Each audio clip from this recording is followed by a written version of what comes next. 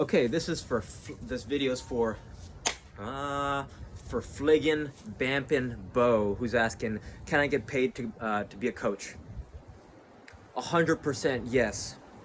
And the way to get paid coaching is to find coaching positions that you're suitable for and maybe not even suited for.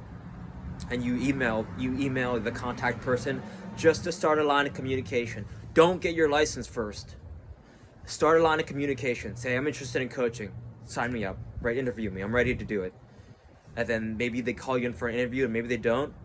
But the whole point is, don't waste your time getting the license if you haven't even had the conversation yet. Right? I've had a collegiate assistant coaching position. I've had a high school coaching position. I've had a middle school coaching position. I haven't spent 1 minute getting a license. Not 1 minute getting a license, and yet I've had excellent response from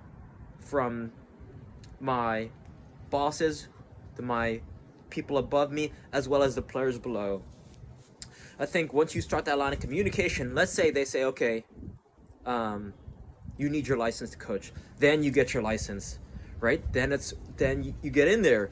Another way you could do it is if you have you're in your local area, volunteer.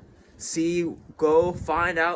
the best freaking coaches and just volunteer to be around them. See how they're communicating with players. See how they lead players. See how they inspire their team.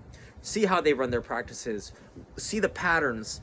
How are they warming the team up? How are they doing finishing? How are they doing possession? How are they doing crossing and finishing? How are they doing scrimmages?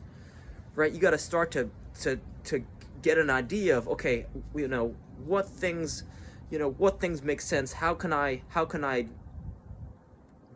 begin to develop my coaching resume and gain experience through watching, through learning. You could take all the classes in the world, but if you have no practical experience, if you have no frame of reference you could watch a coach on the sideline, but it's I think where you really shine is how a coach runs a practice session over time, right? What are the things they do every practice? Where are they spending the most time? How are they teaching players, right? Are they encouraging the players? Are they putting their players down? How are players responding? How is the coach managing the players' energies? Things like that. I think also another odd way that you can improve your coaching is watching Ted Lasso, right? Because it's Ted Lasso. It kind of highlights that there's more to being a coach. Being a coach is actually leading your team to be better people, right? You want great people first, great players second, because it's your ability to do the right thing in every sense of the word. You elevate it from just a soccer game to a game of life, right? When you're teaching young men to be even better men and just making great decisions.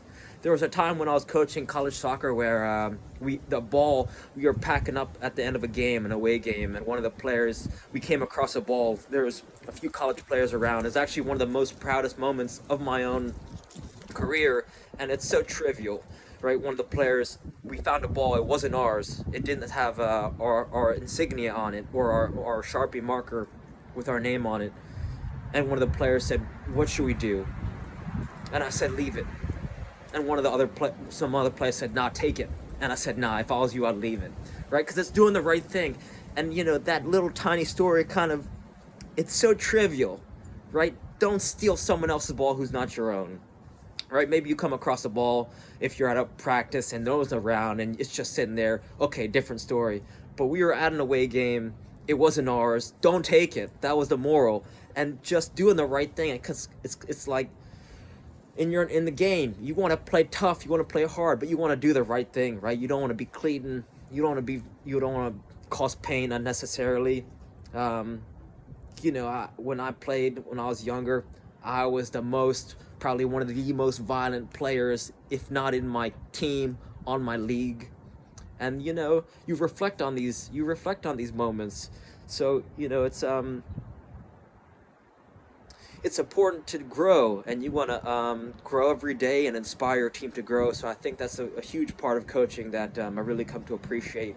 that you're leading young boys and girls to become better people and grow. So it's a bit of a tangent, but I hope this helps. Reach out with any questions. All right, thank you.